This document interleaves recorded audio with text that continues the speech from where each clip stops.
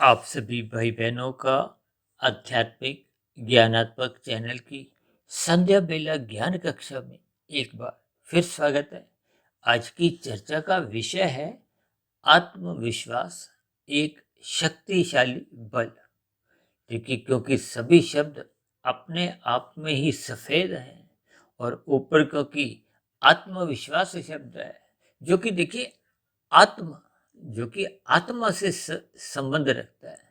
और आत्मा को तो शास्त्रों में ही देखिए ज्ञान स्वरूप कहा गया, कहीं भी देखिए आनंद स्वरूप कहा नहीं गया। लेकिन जैसे जैसे आत्मा अपने मूल स्वरूप में स्थित हो जाती है, यानी कि प्रकृति के 3 गुणों से जो एक क्रमशः एक मुक्त हो जाती है या जन्म मरण के बंधनों से मुक्त हो जाती है, तो वो उसकी आत्मा की एक मूल स्थिति पाई जाती है। लेकिन जब तक हम देखिए मनुष्य योनि में रहते हैं, तो इस दिशा की ओर, यानी कि हम अपना आध्यात्मिक उन्नति की दिशा की ओर परमात्मा को पाने के लिए हम साधना करते हैं। और जैसे जैसे आपकी हमारी साधना एक निरंतर आगे बढ़ती जाती है, क्योंकि गीता में तो देखिए ये साधना के 3 अलग अलग योग की स्थितियां कही है।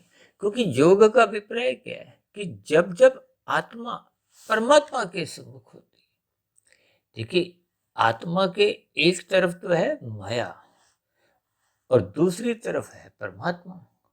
अब माया को तकनीकी रूप से देखिए जड़ कहा गया है, ये कोई चेतन शक्ति नहीं है।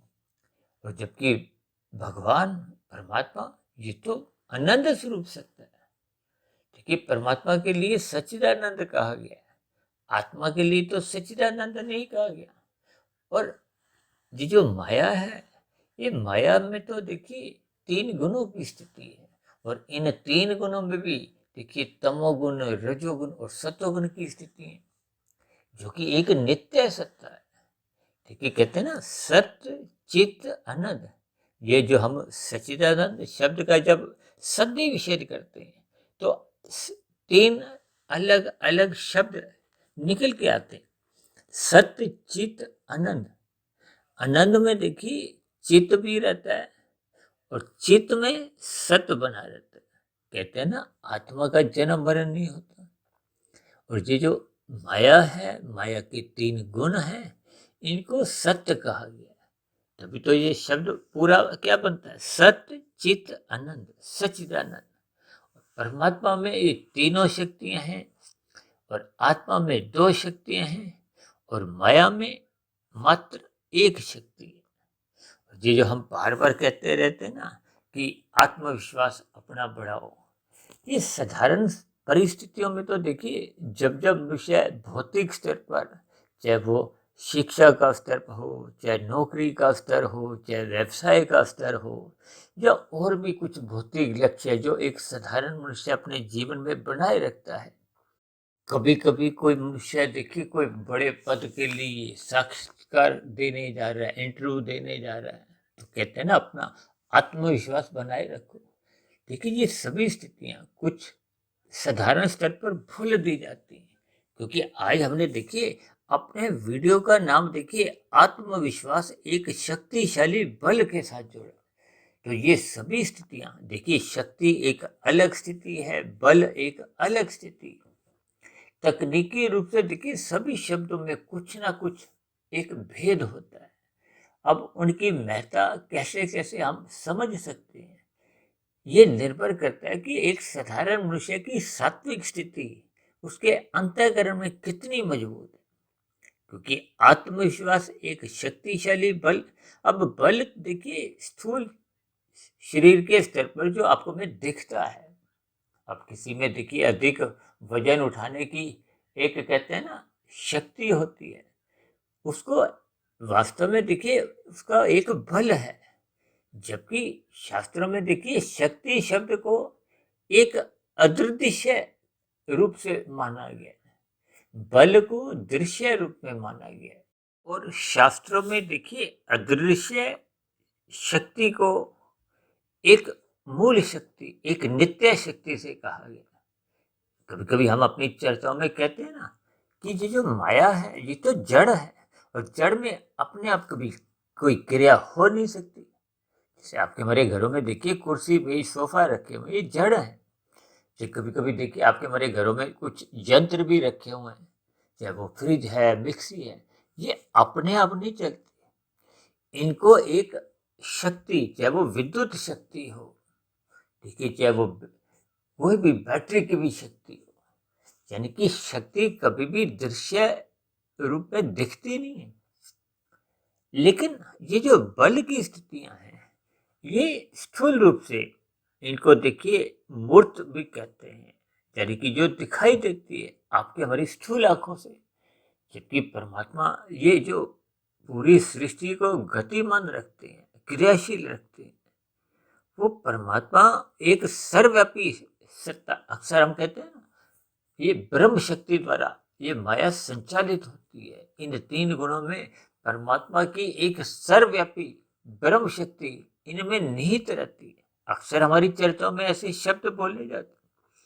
इसीलिए देखिए इन सभी शब्दों के कुछ सही सही भावार्थ मनुष्य को समझ में आ जाए। हालांकि देखिए आज का जो हमारा विषय है, किसी भाई बंधु का कोई प्रश्न नहीं है, क्योंकि ये बहुत ही सूक्ष्म स्थिति है।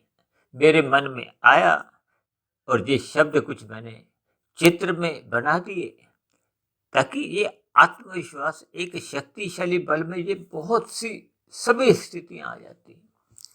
ये सभी स्थितियों का बोध मनुष्य को ब्रह्म मुहूर्त में निरंतर उठते रहने से, साधना करते रहने से, जब उसकी आत्मशक्ति एक मूल स्थिति में लौटने लगती है, तो इन सभी स्थितियों के अर्थ भी समझ में आने लगते हैं। और परमात्मा जो एक अनंत स्वरूप सत्ता है, उसको पाने के लिए मनुष्य फिर निरंतर प्रयास करता है या उस दिशा की ओर चलता है। और भगवान श्री कृष्ण जी ने तो गीता में उस योग की स्थितियों को ही कर्म योग, ज्ञान योग, भक्ति योग से दर्शाया। हालांकि देखिए योग अपने आप में ही देखिए एक आत्मा और परमात्मा के संबंध को दर्शाता है। देखिए योग का साधारण अर्थ क्या होता है? जुड़ना। जैसे हम 2 + 2 कहते हैं ना, 4 हो गए, 2 + 3 का योग करो तो 5 हो गए। ठीक इसी तरह देखिए आत्मा एक चेतन तत्व है, भले ही एक अणु कही गई है, एक देशीय कही गई, और आत्मा तो देखिए अनंत है। इतनी अनंत, अभी कुछ दिन पहले तो हमने एक वीडियो भी इस पर प्रसारित किया था, अनंत आत्मा। लेकिन ये निश्चित है, इतनी अनंत है कि इसको लिखने में भी शास्त्रों में संभव ही नहीं है कि कितनी संख्या लिखी।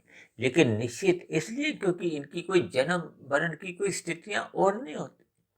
ये अलग बात है कि देखिए कहीं मनुष्यों की संख्या ज्यादा हो सकती है, पक्षियों की कम हो सकती है, पशुओं की ज्यादा हो सकती है, क्योंकि ये सभी जोनियां तो देखिए मनुष्य जोनि में किए गए कर्मों के आधार पर कम अधिक होती रहती है।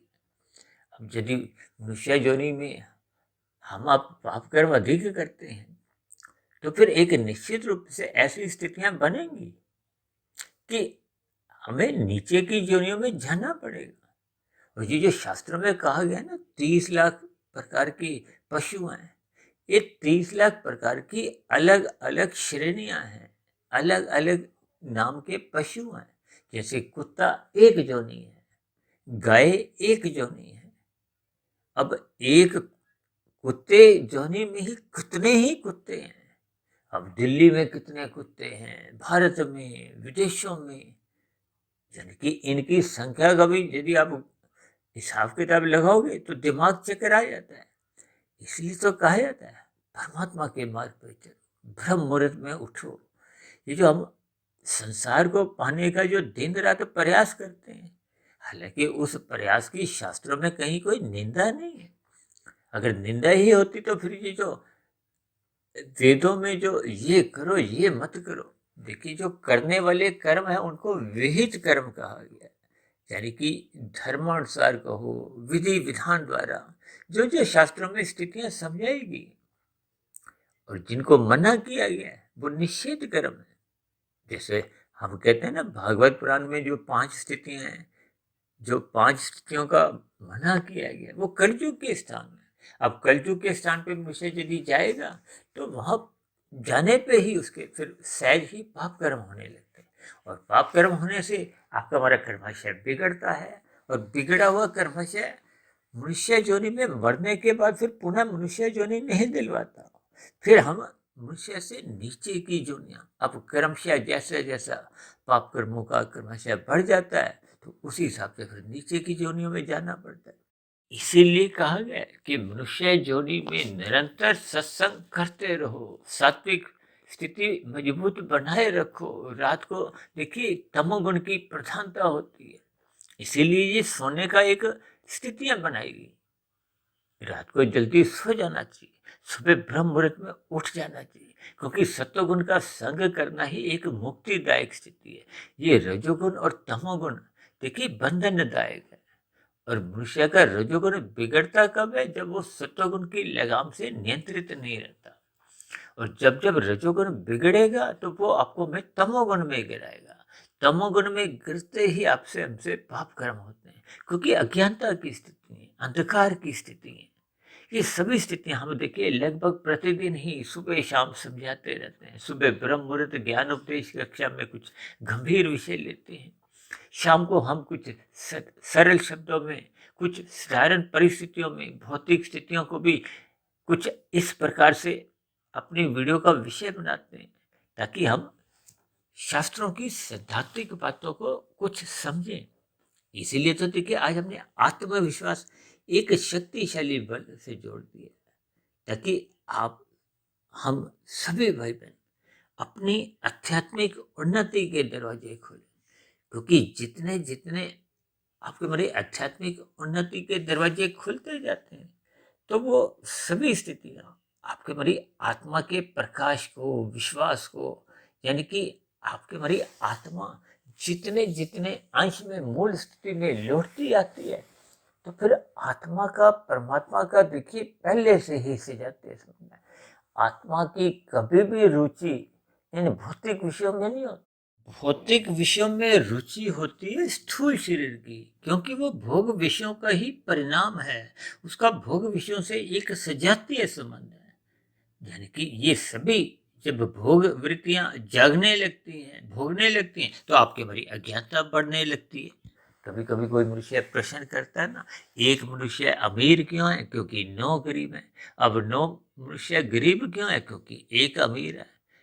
यानी कि कार्य कारण की ये स्थितियों में उलझने की बजाय आपको हमें निरंतर अपने मिले हुए जीवन में सत्संग करते रहना है, सत्वगुण का संग करना है, ब्रह्म मुहूर्त में उठकर शास्त्रों का स्वाध्याय करते हुए अपनी सात्विक स्थिति मजबूत करनी है।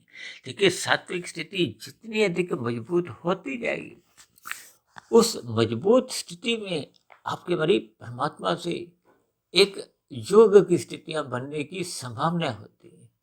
अन्यथा देखिए ये योग की स्थितियां बन नहीं पाती, क्योंकि उसके लिए सात्विक भूमि चाहिए, सात्विक स्थिति मजबूत चाहिए। जैसे कोई बड़ी इमारत खड़ी करनी हो, यदि उसकी नींव कमजोर होगी तो वो इमारत टिक नहीं पाएगी। अभी कुछ दिन पहले हमने कोई भूकंप के ऊपर भी स्थितियों पर चर्चा की थी। देखिए भूकंप जब जब आता है तो कच्चे मकान गिर जाते हैं, और पक्के मकान का अभिप्राय क्या है? देखिए ये जो सात्विक स्थितियां हैं, जिनकी सात्विक स्थितियां मजबूत हैं, जिनका आत्मविश्वास एक शक्तिशाली रूप में, बल रूप में बन गया है, ये बल का अभिप्राय देखिए स्थूल शरीर के स्तर पर है। मन बुद्धि के स्तर पर जब मनोबल बढ़ता है, यानी कि स्थूल शरीर भी शुद्ध रहता है, आपका हमारा सूक्ष्म शरीर भी शुद्ध रहता है, तो ये दोनों ही स्थितियां फिर कारण शरीर को शुद्ध करती है। जब ये तीनों शरीर पवित्र होने लगते हैं, साधना आरंभ हो जाती है, तो फिर आत्मा अपने मूल स्वरूप में लौटने लगती है। उसी आत्मा की मूल स्थिति को लौटने से ही आज हमने एक आत्मविश्वास शब्द से जोड़ा है। आत्म प्रकाश को हो, विश्वास को, ये एक ही बात है, क्योंकि जितने जितने स्तर पर हम आत्म प्रकाशित होते आते हैं, मूल स्थिति में लौटते आते हैं, यानी कि आत्मा के ऊपर ये जो रजोगुण और तमोगुण की स्थितियां होती हैं, ये समाप्त होने लगती हैं। देखिए सात्विक स्थिति मजबूत करने का अभिप्राय ये है कि हम ब्रह्म मुहूर्त में उठें। जितना जितना हम आध्यात्मिक उन्नति मनुष्य जीवन में कर लेते हैं, तो फिर मरने के बाद पुनः आपको हमें ये जो नीचे की 80 लाख प्रकार की योनियों में जाने की स्थितियां नहीं बनती, क्योंकि अब तो साधना आरंभ होगी। अब साधना आरंभ होगी, देखिए जिस स्थिति को हम मरते समय छोड़ते हैं, नया जन्म उस स्थिति से आगे का ही आरंभ होता है। यदि हम अपना मिले हुए जीवन में देखिए ये नीचे की योनियों की स्थितियां बना लेते हैं, क्योंकि वो देखिए जब पाप कर्म अधिक होंगे तो आपके हमारे संस्कार भी बिगड़ते हैं।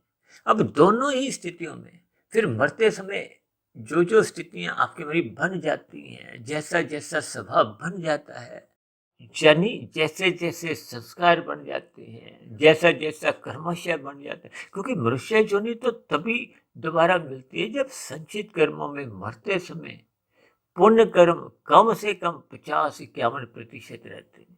यदि ये कम रह गए हैं, देखिए जब जब हम परमात्मा के मार्ग पे चलते नहीं है, ब्रह्म मुहूर्त में उठते नहीं है, तो फिर आपके हमारी जो राजसी स्थितियां बिगड़ने लगती हैं। राजसी स्थितियां बिगड़ने पे फिर मनुष्य तमोगुण में गिरते हुए कब कितने पाप कर्म कर जाता है, जिसका मनुष्य को स्वयं भी बोध नहीं रहता, क्योंकि अज्ञानता की स्थिति। भले ही पुण्य कर्म भी बीच बीच में होते हैं, लेकिन जब ये निरंतर आपके हमारे स्वभाव में नहीं आती, तो फिर पुण्य कर्म देखिए गिनती के ही होते हैं। और जब रजोगुण बिगड़ने लगता है, तमोगुण की स्थितियां में मनुष्य गिरने लगता है, तो मनुष्य के देखिए एक ही दिन में हजारों लाखों पाप कर्म होने लगते हैं। मनुष्य को बोध नहीं होता। देखिए हम पुण्य कर्म 2-4 भी करते हैं तो रात को सोने से पहले भी उसको याद रखते हैं, लेकिन पाप कर्म हम कितने अधिक करते रहते हैं, मरते दम तक भी आपको हमें याद नहीं रहती कि ये बहुत ही सूक्ष्म स्थितियां हैं। मैं बार बार अलग अलग वीडियो में कुछ ना कुछ इन पर प्रकाश डालता हूँ, जैसे जैसे परमात्मा मुझे प्रेरित करते हैं। क्योंकि देखिए हमारी ये संध्या बेला ज्ञान कक्षा की वीडियो हो या ब्रह्म मुहूर्त उपदेश कक्षा की हो, ये बनती केवल ब्रह्म मुहूर्त में ही है।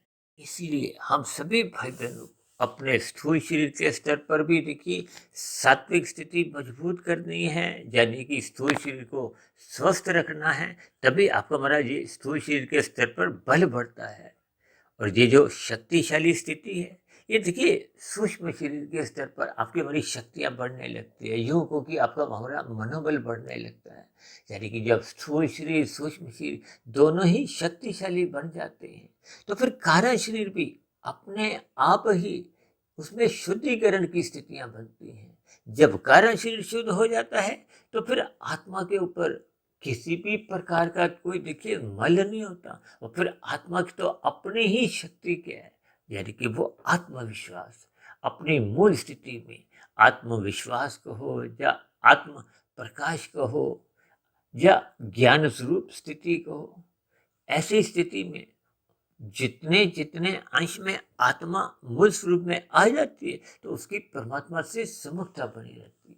समुखता बने रहने का अभिप्राय क्या है कि उतने उतने अनुपात में आत्मा आनंदमय स्थिति में रहती है और उसका ज्ञान भी आवृत नहीं होता।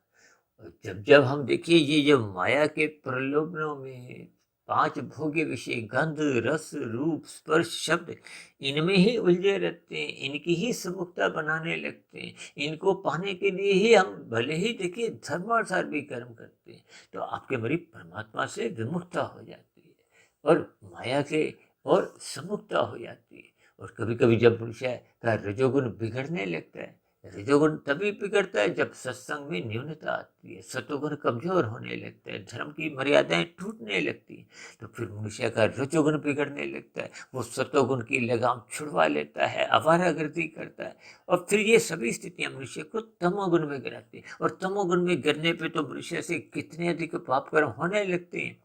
तो ये सभी स्थितियां वो आपका मेरा जो आत्मविश्वास है, या आत्मा का प्रकाश है, या आत्मा का जो एक ज्ञान की स्थिति है, वो फिर क्रमशः कमजोर होते होते फिर वो एक निम्न स्थिति में पहुंच जाती है। इन सभी स्थितियों पर आप भी चिंतन करें और अपने मिले हुए जीवन का सदुपयोग करते हुए अपने आत्मविश्वास को पूर्ण स्थिति पे लाएं, ताकि जन्म मरण का बंधन भी समाप्त हो। अन्यथा हम जितने जितने अंश में इस आत्मविश्वास को बढ़ाने के लिए प्रयत्न करते हैं, तो फिर आपके मरी मनुष्य जोनी सुरक्षित बनी रहती है। संस्कारी माता पिता मिलते हैं, गुरुजनों का संग मिलता है, और यदि हम इन स्थितियों की ओर, सत्संग की ओर हम जाते नहीं, मात्र संसार में ही उछल कूद करते हुए रजोगुण को बढ़ाते हैं, तो फिर रजोगुण तमोगुण की स्थितियां बनने से अक्सर मनुष्य का कर्माशय बिगड़ने की संभावना बढ़ने लगती है, आत्मविश्वास समाप्त होने लगता है। ये सभी स्थितियां जब मनुष्य के जीवन में बनने लगती हैं, तो स्थूल शरीर भी रोगग्रस्त रहने लगता है, यानी कि जो स्थूल शरीर का जो एक बल है वो भी कमजोर पड़ने लगता है। और ये जो सूक्ष्म शरीर है, मन के स्तर पर विकार उत्पन्न होने लगते हैं, काम क्रोध लोभ मोह अहंकार। तो ये दोनों स्थितियां, स्थूल शरीर सूक्ष्म शरीर जब बिगड़ते हैं, तो फिर कारण शरीर भी देखिए बिगड़ने लगता है। और ये बिगड़ा हुआ कारण शरीर ही आत्मा के विश्वास को, आत्मा के प्रकाश को, आत्मा के ज्ञान को एक कमजोर करता है, धीरे धीरे समाप्त करने लगता है। इन सभी स्थितियों से बचने के लिए हम सभी भाई बहनों को ब्रह्म मुहूर्त में उठना होगा, साधना आरंभ करनी होगी। तो ऐसी सभी शुभ स्थितियां आप सभी भाई बहनों के जीवन में भी बनना आरंभ हो। इन्हीं शुभकामनाओं के साथ चर्चा विशेष को यही विश्राम देते हैं। कल सुबह फिर मिलते हैं ब्रह्म मुहूर्त ज्ञानोपदेश कक्षा में। तब तक आप अपने आध्यात्मिक मित्र सुधीर भाटिया फकीर को इजाजत दें। फिर भी वीडियो संबंधित आपके मन में कोई प्रश्न उठ रहे हो, कोई मेरी कही गई बातों पे ही आपको किसी प्रकार की कोई आपत्ति हो, शिकायत हो, तो आपके प्रश्नों के साथ साथ आपकी शिकायतों का नीचे दिए गए कमेंट्स बॉक्स पर सदा ही स्वागत है। तो आप चर्चा विशेष को यही विश्राम देते हैं। आप सभी भाई बहनों का चर्चा विशेष को ध्यानपूर्वक सुनने के लिए बहुत बहुत धन्यवाद।